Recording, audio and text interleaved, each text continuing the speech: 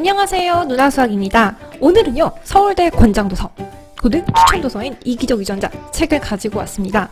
저도 학창시절 이 책을요, 건성으로 읽었던 기억이 나요. 두껍고 재미없게 생겼잖아요. 하지만 이번에는 여러분께 소개해드리려고 열심히 읽어왔습니다. 수학이 아닌 책을 소개하는 것은 처음인 것 같아요. 앞으로 다양하고 재밌는 좋은 책들을 리뷰하려고 생각하고 있습니다. 그 첫 책이 바로 이기적 유전자네요. 일단 이기적인 것과 이타적인 것이 무엇인지 정리하고 들어갈게요. 이기적인 것에 의해서는요, 남극의 황제 펭귄을 들 수 있습니다. 남극의 황제 펭귄은요, 바다 표범에게 잡아먹힐 위험이 있기 때문에 물에 뛰어들기를 주저하죠. 그 중 한 마리가 뛰어들면 나머지 펭귄들은 바다 표범이 물속에 있는지 없는지 알 수 있어요. 당연히 어떤 펭귄도 희생물이 되기 원하지 않기 때문에 황제 펭귄들은 누군가가 뛰어들기를 기다립니다. 우리 중에 하나를 떠밀어 버리기도 해요. 이것이 바로 이 책이 말하는 이기적입니다. 이타적인 것은 어떤 게 있을까요? 동물의 이타적인 행동 중에서 가장 흔하면서도 뚜렷한 것이 새끼에 대한 어미의 행동입니다. 대부분의 새는요, 여우와 같은 포식자가 접근할 때 이른바 혼란과시 행동을 합니다.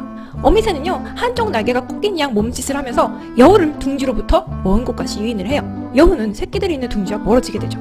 마침내 어미새는 공중으로 날아올라서 여우의 습격을 피합니다. 어미새는 새끼의 생명을 구했지만 자기 자신은 위험에 노출하게 되는 거죠. 이 책에서는요, 동물을 유전자의 보존이라는 목적을 가지고 활동하는 생존 기계로 보고 있습니다. 이를 위한 부모 자식 간의 다툼도 있을 수 있죠. 형제 간의 다툼도 있을 수 있을 거예요.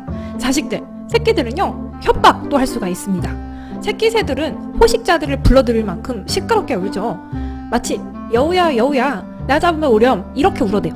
새끼의 울음소리를 그치게 하기 위해서는요, 부모가 할 수 있는 유일한 방법은 울어대는 새끼에게 먹이를 주는 거예요. 새끼는 분배량 이상의 먹이를 얻는 대신에 자신도 위험을 감수해야 합니다.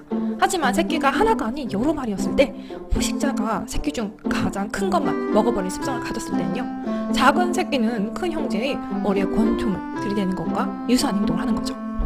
세대 간의 전쟁 챕터에서는요, 가족 내부의 이해관계가 나옵니다. 어머니는 아이를 편애할까요? 여러분이 어렸을 때부터 많이 가졌던 의문일 거예요. 실제로 편애한다면 어머니가 이용할 수 있는 자원을 새끼들에게 불균등하게 투자하는 거예요. 부모의 투자는 자손 하나에 대한 투자로 다른 자손에 대한 투자를 희생시켜가면서 그 자손에 대한 생존 확률을 증가시키는 것이라고 정의됩니다.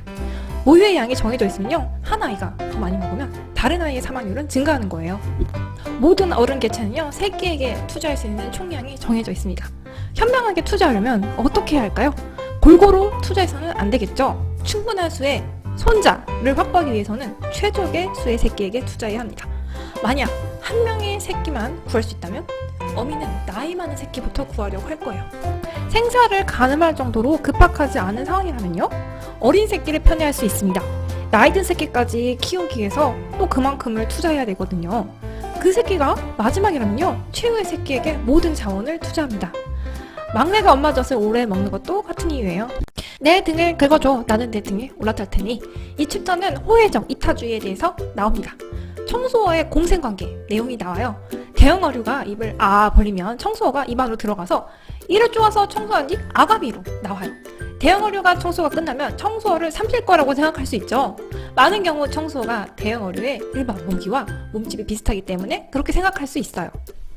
청소어와 대형 어류는요, 우호적이고 안정적인 관계입니다.